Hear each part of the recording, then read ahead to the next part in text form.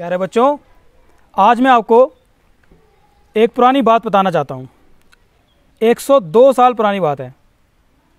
102 साल पहले यानी कि 1919 में जलियांवाला बाग मैसेकेर हुआ था। जलियांवाला बाग में हमारे निर्दोष देशवासियों को गोलियों से भून दिया गया था। ये कार्य एक ब्रिटिश ऑफिसर ने किया था। तो इस बात से दुखी होकर जब भगत सिंह वहाँ पर गए, शहीद हमारे भगत सिंह जो हैं, जिनका फ़ोटो आप यहाँ पे देख रहे हो, ये जब वहाँ पे गए तो इनको बहुत दुख हुआ। इन्होंने देखा कि वो जो धरती थी वो खून से लाल हो चुकी थी। उन्होंने वो मिट्टी, वो जो खून वाली जो मिट्टी थी वो वहाँ से उठा ली और वहाँ पे कसम खा ली कि मैं इसका बदला ज़रूर लूँगा। और फिर वो इस देश की आज़ादी के लिए जो जंग चल रही थी उसमें वो एक्चुअली पार्टिसिपेट करने लगे। उसके बाद इनको अपने ये दो दोस्त और मिल गए जिनका नाम है राजगुरु और सुखदेव।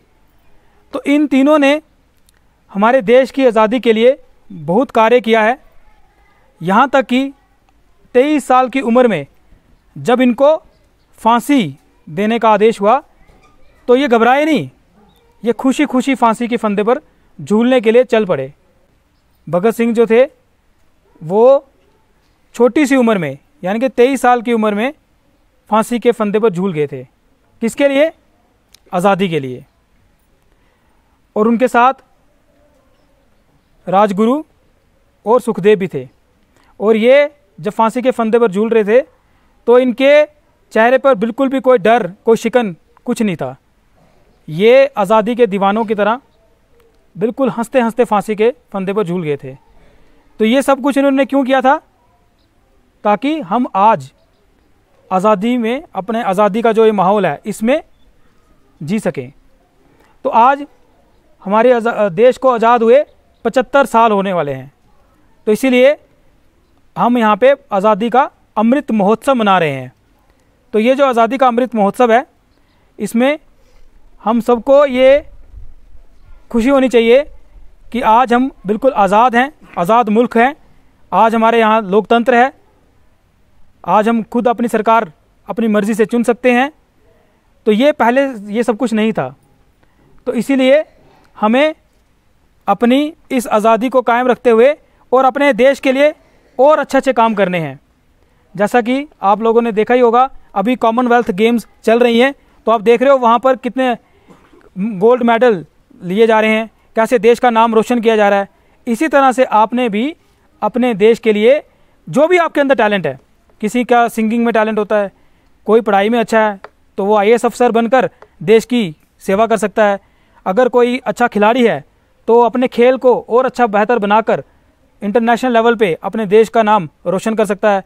अगर कोई आर्टिस्ट है ना, कोई सिंगिंग अच्छी करता है, कोई डांस अच्छा करता है, तो वो उसी फील्ड में आगे जाके हमारे देश का नाम रोशन कर सकता है।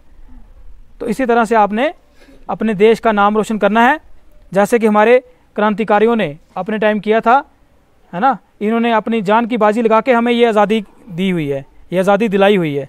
तो हमें इस आज़ादी की रिस्पेक्ट करनी है और साथ में अपने देश की उन्नति के लिए काम करना है।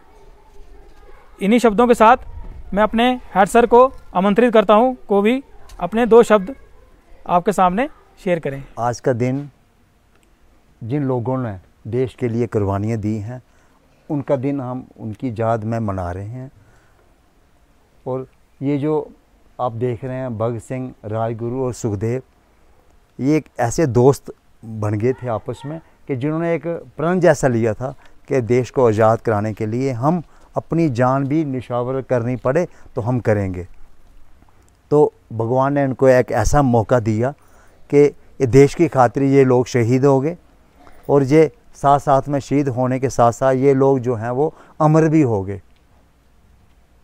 तो आज ये दिन जो है हम इनकी याद में मना रहे हैं जिन्होंने इन लोगों ने हमें आज़ादी दी है।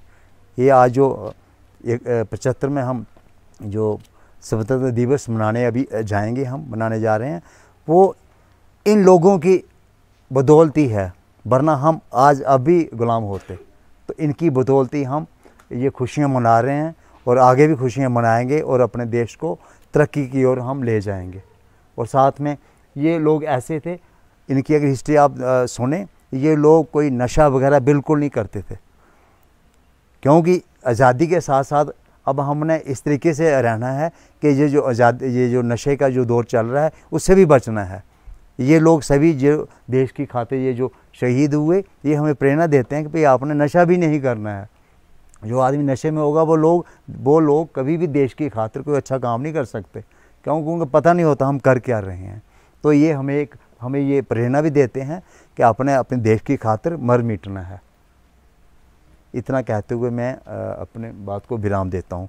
जय हिंद।